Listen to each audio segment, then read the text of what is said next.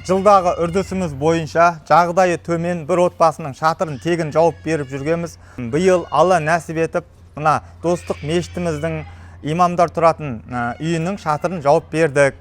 Мына кісі осы мешітте имам Ербол деген ағамыз. Ассалаумалейкум, құрметті мұхтарам жамағат. Криша проект жігіттеріне, ұжымдарына Алла разы болсын.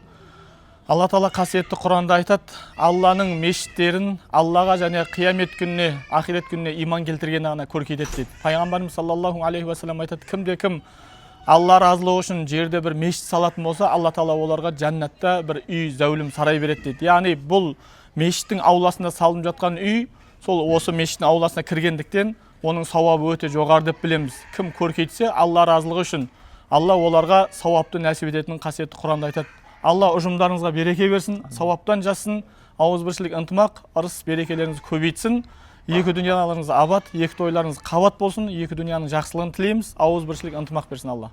Алла нәсіп етсе, бұл үрдісіміз әлі талай жалғасады. Алла разы болсын.